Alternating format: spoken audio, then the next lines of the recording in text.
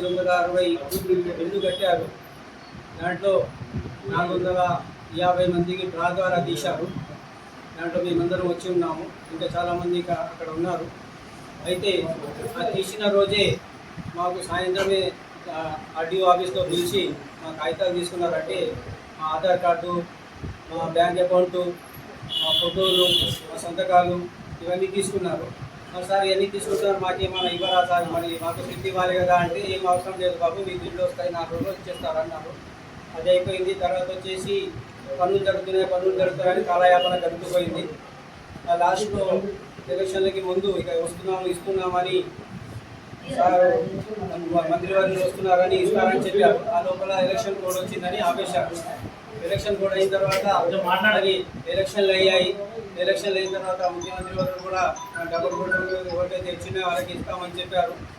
ఆ తర్వాత మళ్ళీ ఈ ఇందిరమ్మ ఇండ్లని అవన్నీ చేశారు.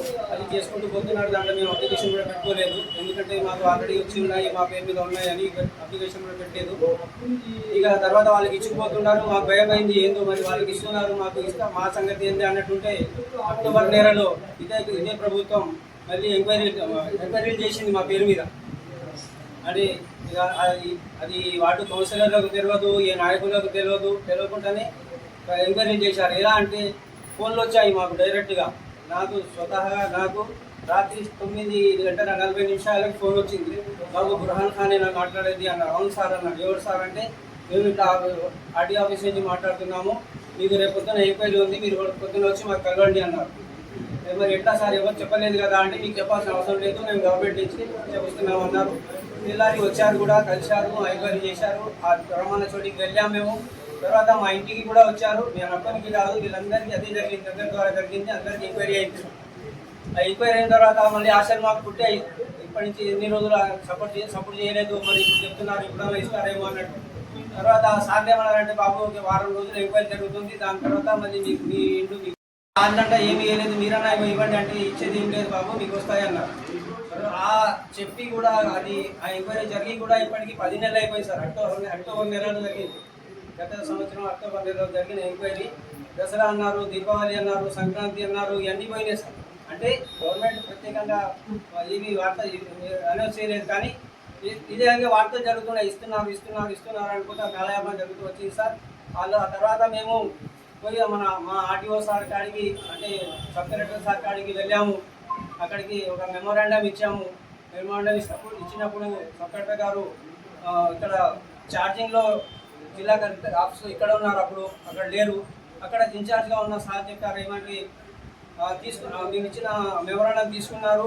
20 డేస్ తర్వాత మేము మళ్ళీ వెళ్ళి అడిగాము, సార్ ఏమైంది అంటే బాబు మీ ప్రాసెస్ ద్వారా మేము కలెక్టర్కి పంపించేసాము, మీరు ఇచ్చింది, మీరు అక్కడికి వెళ్ళి కనుక్కోండి అన్నారు. ఇంకో మాట ఏమన్నారంటే ఇది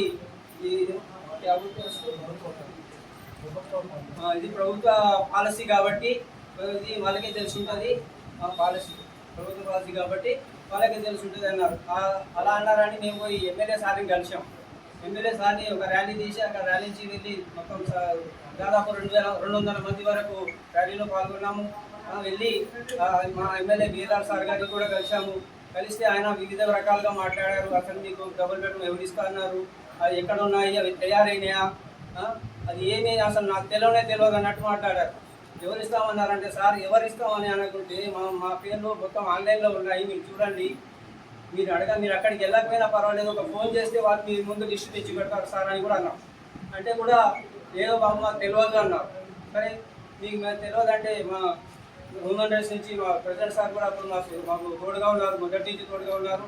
ఆ రోజు సార్ అడిగారు, మరి మీ ద్వారా మీ దగ్గరికి వచ్చాము మేము, వీళ్ళందరూ మీ దగ్గరికి వచ్చారు, మరి మీరు ఏం సహాయం చేస్తారంటే ఏమన్నారంటే మీరు కలెక్టరేట్కి వెళ్ళండి, కలెక్టర్ దగ్గర మీకు ఏమైనా న్యాయం జరుగుతుంది, మీకు అక్కడ విషయం ఏందో తెలుస్తుంది, ఏం జరిగింది అనేది తెలుస్తుంది అన్నారు.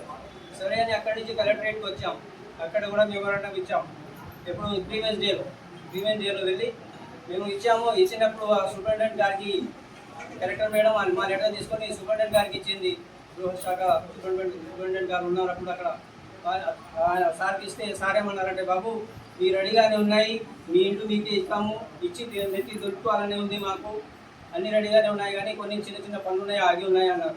సార్ చిన్న పనులు ఏం లేవు, చిన్న ఉన్నాయి. చేసి ఇస్తే మేము కూడా నిమ్మలమైతే సార్ 2 ఏళ్ల నుంచి కిరాయిలు కట్టలేక వస్తున్నాం. ఈ కిరాయిలలో ఉంటే ఇంట్లో పినికి వెళ్ళినా కానీ బయటికి పంపిస్తున్నారు, ఇల్లు ఖాళీ చేపిస్తున్నారు, ఇల్లు స్నానం కూడా చేపిస్తలేరు. ఎన్ని ఇబ్బందులు పడుతున్నాం సార్. అన్ని విషయాలు చెప్పాము సార్కి.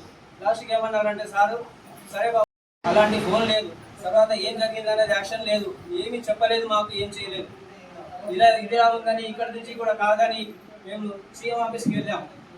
సీఎం ఆఫీస్కి మా సార్ ద్వారా అక్కడికి వెళ్ళాము. అక్కడికి వెళ్ళి సార్కి అక్కడ ఆఫీస్లో లెటర్ ఇచ్చి కూడా కనుక్కుందామని అక్కడికి వెళ్ళాము.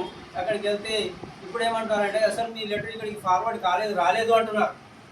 2వ రోజే ఫార్వర్డ్ అయినట్టు మాకు మెసేజ్ వచ్చింది సీఎం ఆఫీస్ నుంచి, మీ లెటర్ ఫార్వర్డ్ అయిందని. 2వ రోజే మాకు 16కు పోతే 17కి మాకు లెటర్ వచ్చింది, మీ లెటర్ ఫార్వర్డ్ అయిందని.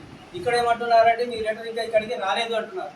మరి ఇక్కడికి రాక అక్కడి నుంచి ఫార్వర్డ్ అయ్యి ఎక్కడికి వెళ్ళింది, మమ్మల్ని ఎందుకు ఇబ్బంది పెడుతున్నారు?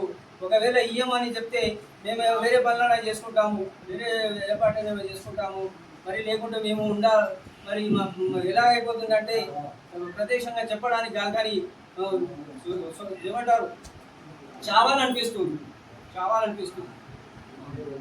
ఎందుకంటే బాధలు పడుతున్నాం, ఇబ్బందులు పడుతున్నాం, అన్ని విధాలుగా మమ్మల్ని వేధిస్తున్నారు.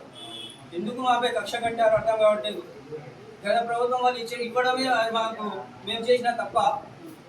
గత ప్రభుత్వం ఇచ్చింది మేము ఇవ్వమంటే మీరు ఇచ్చిన ప్రభుత్వం కొందరు నాయకులు అంటున్నారు ఆ ప్రభుత్వంలో ఈ ప్రభుత్వం ఇచ్చిన వాళ్ళు ఆపేశారు కాబట్టి ఇప్పుడు ఆ ప్రభుత్వం ఇచ్చింది ఈ ప్రభుత్వం ఆపేస్తుంది. సార్ ప్రభుత్వాలు మారుతుంటాయి కానీ స్కీములు మారవు కదా. రూల్ ఉందా లేదా? మీరు పెద్దవాళ్ళు తెలిసిన వాళ్ళు చెప్పండి. ప్రభుత్వం మారవచ్చు కానీ ప్రభుత్వం పెట్టిన స్కీమ్ మారదు. ఆ స్కీమ్ని మీరు ఫార్వర్డ్ చేయాలి.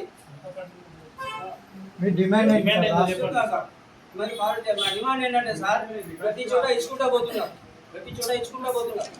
సూర్యాపేటలో ఇచ్చారు, పెద్దపల్లిలో ఇచ్చారు, నిజామాబాద్లో ఇచ్చారు, ఆదిలాబాద్లో ఇచ్చారు. ఇక్కడ మా కాన్స్టిట్యున్సీలో మొలకపట్నంలో కూడా ఇచ్చారు.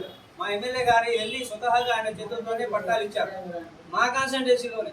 మరి అదే సార్ అంటున్నారు ఎవరు ఇస్తామని ఎవరు చెప్పినారు అంటారు. ఆ విషయం కూడా అడిగాను నేను, సార్ మరి మీరే మీ చేతులతో ఇచ్చారు కదా సార్ అంటే, లేదా అది మార్చి ఇచ్చామంటున్నారు. మార్చి ఇచ్చామంటే మేము అక్కడికి వెళ్ళాం. మొలకపట్నం చెప్పిన 4 రోజులకి మేము అక్కడికి వెళ్ళి వాళ్ళని కనుక్కున్నాం. ఏం మార్చలేదు, ఏం చేయలేదు. ఎవరికైతే డ్రాలు వచ్చిందో వాళ్ళకే ఇచ్చారు. వాళ్ళకి ఆ పట్టా కూడా మేము చూసి వచ్చాము. పట్టా రసీదు కూడా ఉంది మా దగ్గర.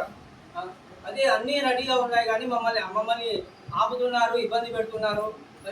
మరి ఇట్లాంటి మాకు ఇవ్వడానికి గవర్నమెంటే మారాలి అంటే మరి మేమేం చేయాలి? అప్పటిదాకా మా పని ఏంది, మా పరిస్థితి ఏంది? దయచేసి మీరందరూ సహకరించి మీ సహకారాన్ని కోరుకోవడానికి ఇక్కడికి వచ్చాము. మీరందరూ సహకరిస్తే, మీరందరూ ఈ వార్తను వైరల్ చేస్తే మాకేమైనా న్యాయం జరుగుతుంది ఆశతో మేము ఇక్కడికి వచ్చాము. దయచేసి మాకు న్యాయం చేయండి. 17 సంవత్సరాల నుంచి మన గత ప్రభుత్వంలో డ్రా తీశారు. మాకు డబుల్ బెడ్రూమ్ ఇల్లు వచ్చింది. వచ్చిన తర్వాత ఏమన్నారు, మీకు మీ పేరు వచ్చిందమ్మా, మీకు ఇల్లు వచ్చింది, మీ అన్ని ఆధార్ కార్డు బ్యాంక్ అకౌంట్ ఇవ్వమన్నారు సార్. ఇచ్చినాము. సార్లందరూ వచ్చి ఎంక్వైరీ చేసి అయిపోయింది, వచ్చింది. కానీ ఇవ్వట్లేదు సార్. మరి ఎందుకు ఆ ప్రభుత్వం పోయింది ఇక రావు అని అంటారా? మరి ప్రతి చోట ఇచ్చిరు, మాకు ఎందుకు ఇవ్వలేదు మిర్యాలగూడెంలో? అట్లా చాలామంది ఉన్నాం మేము. ఎక్కడెక్కడి ప్లేస్లలో ఇచ్చారు, మా దగ్గరికి వచ్చేసరికి ఇవ్వలేదు. అదేంటి అని అంటే మేము ఇప్పుడు పరిపాలనలో మనం పెట్టుకోలేదు. మేము ఆల్రెడీ మీకు వచ్చేసింది కదా, ఇక మీకు ఎట్లా ఇస్తారు అని అంటే ఇంక మేము పెట్టుకోలేదు. మరి వచ్చిన ఇవ్వాలి కదా సార్ మాకు. ఈ ప్రభుత్వం వచ్చి కూడా సంవత్సరం దాటింది, మరి మాకు ఇవ్వట్లేదు. మా పరిస్థితి ఏంటి సార్? మేము కిరాయిలు కట్టలేకపోతున్నాం. మేము లేని వాళ్ళం, బీదోళ్ళం. ఇంటికి కిరాయిలు కట్టుకొని వీళ్ళ పని చేసుకుంటేనే మాకు గడుస్తుంది, లేకపోతే గడవదు. పని వదిలిపెట్టుకొని మరి ఇంట్లో కోసం తిరుగుతున్నాం మేము ప్రతిసారి. ఎందుకు సార్ మమ్మల్ని ఇట్లా ఇబ్బంది పెట్టు? మాకు వచ్చిన ఇల్లు మాకు ఇచ్చేయండి సార్ అని నేను అడుగుతున్నాను సార్. మమ్మల్ని ఇబ్బంది పెట్టదు.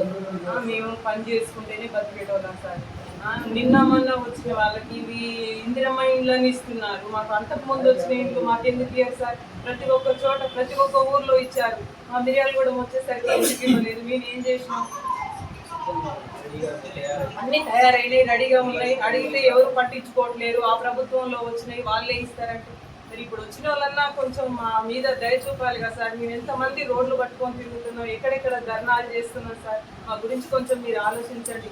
నాలాంటి 500 మంది ప్రజలు తిండి తినకుండా తిరుగుతున్నారు సార్. ఎండలో చిన్నపిల్లలు వేసుకొని వచ్చినాం. మా పరిస్థితి ఏంటి? మాకు డబుల్ బెడ్రూమ్ ఇల్లు ఇచ్చిన దాకా మేము వెళ్ళాం, మా ఇళ్ళకి వెళ్ళాం. మేము ఇక్కడనే ధర్నా చేస్తాం రోడ్ల మీదనే సార్. మాకు వచ్చిన డబుల్ బెడ్రూమ్లు మాకు ఇవ్వండి. ఎవరి సొమ్ము ఏమి ఇవ్వట్లేదు, ఎవరిది ఏమి ఇవ్వట్లేదు. మా పేరు వచ్చింది, మేము కష్టపడ్డాం, మనం కిరాయికి ఉంటున్నాం, మేము డ్రా తీసామంటే తీసి స్వతహాగా వచ్చింది. ఎవరు ఏమి దయ చూపట్లే మా మీద. మేము ఓట్లు వేసినాం, మేము అడుగుతున్నాం. అందుకే మాకు వచ్చిన ఇండ్లు మాకు ఇప్పించండి సార్. మేము వచ్చిందని ఆశపడి ఉన్నాం, రేట్లు కట్టలేకపోతున్నాం, పిల్లగాళ్ళ చదువుల కోసం ఇల్లు గడవకపోతున్నాం సార్. అందుకే మా లేని వాళ్ళకు, బీద ప్రజలకు మీరు మా ఇండ్లు మాకు ఇప్పించాలని మేము కోరుతున్నాం. అది సార్. నమస్కారం.